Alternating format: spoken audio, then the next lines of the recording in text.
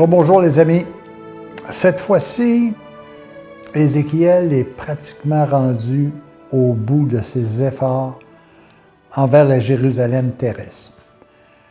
Mais ça m'amène ici à parler d'un titre que lui avait mis, c'était l'idolâtrie à Jérusalem. Mais j'aimerais faire peut-être une rétrospective sur peut-être ce qui nous a amené peut-être à parler aujourd'hui d'une Jérusalem des temps présents.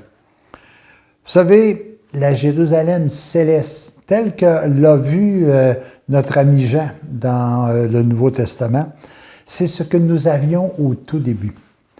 C'était le paradis, c'était la vie divine, c'était l'amour qui était uniquement pratiqué. C'était la loi d'amour, la loi de partage, la loi du bonheur total. Évidemment, est arrivé ce que l'on a appelé par la suite la chute, et Jérusalem a commencé, j'ai quasiment le goût de vous dire, à se convertir à autre chose qu'à l'amour. Il y a eu cette première chute du monde de l'invisible qui s'est matérialisé, il est devenu visible. Par la suite est apparue une autre Jérusalem que moi j'ai le goût d'appeler la Jérusalem d'Adam et Ève, qui est venue dans la splendeur de ce qu'il était au tout départ, amour, purement amour, venu jouer le rôle de missionnaire pour réhabiliter la Jérusalem céleste qui en partie avait chuté. Mais malheureusement, encore une fois, cette Jérusalem a chuté. Adam et Ève sont tombés dans le piège de la matière. Continuez avec le temps.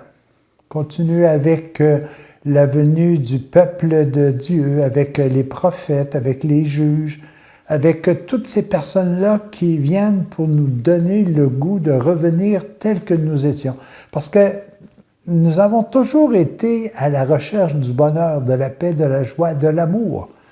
Et plus nous étions amour, plus l'aide venait, nous était accordée pour que l'on comprenne davantage. Mais à chaque fois, nous chutions et nous devions recommencer.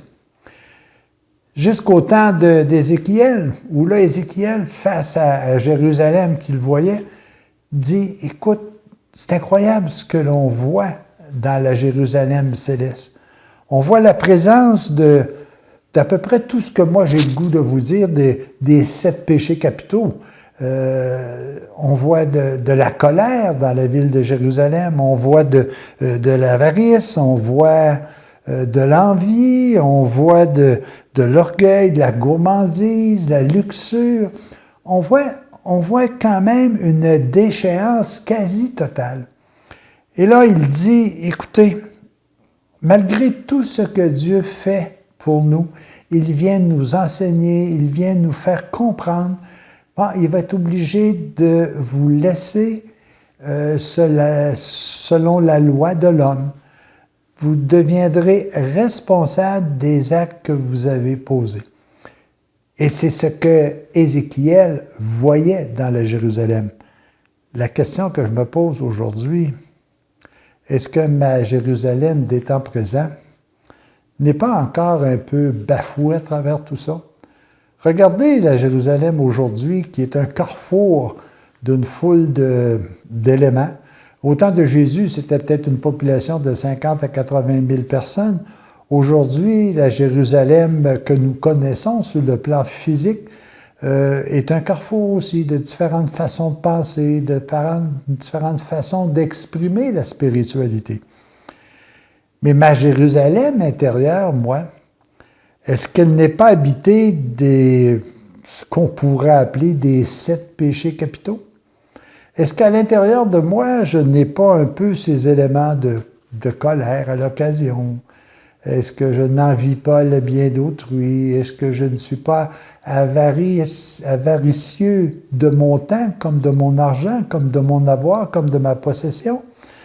Est-ce que je n'ai pas de la gourmandise? Même la gourmandise, pas simplement de la gourmandise physique, mais de la gourmandise scientifique, spirituelle.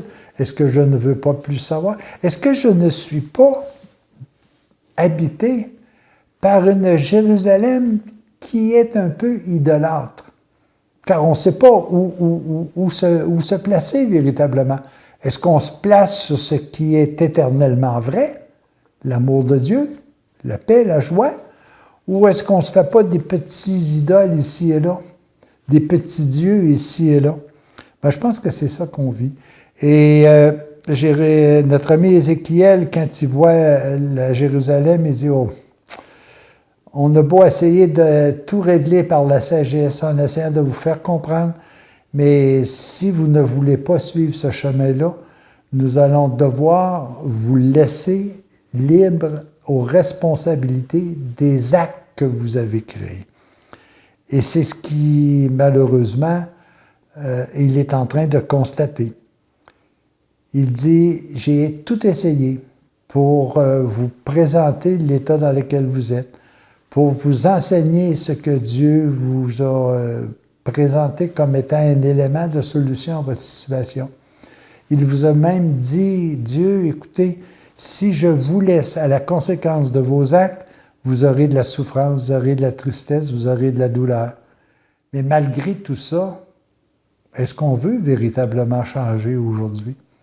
Est-ce qu'on est prêt à transformer notre façon d'être, à transformer nos habitudes, à transformer notre pensée pour véritablement reprendre le chemin du bonheur? Ou est-ce que nous voulons, ou est-ce que nous en avons peut-être même pas conscience? Est-ce que nous voulons véritablement quelque chose de mieux? Alors ça, aujourd'hui, pas Jérusalem, Ézéchiel nous dit, peut-être qu'on s'appelle tous Pierre-Jean-Jacques, là, mais nous sommes peut-être tous face à la même Jérusalem du temps de Jésus, autant sur le plan physique, sur le plan terrestre, que sur le plan divin, que sur le plan intérieur. Alors, si nous ne changeons pas, nous devrons apprendre par la souffrance.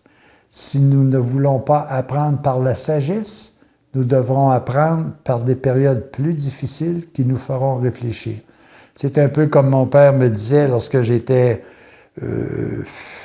indiscipliné. Il disait genre, va-t'en dans ta chambre, réfléchis.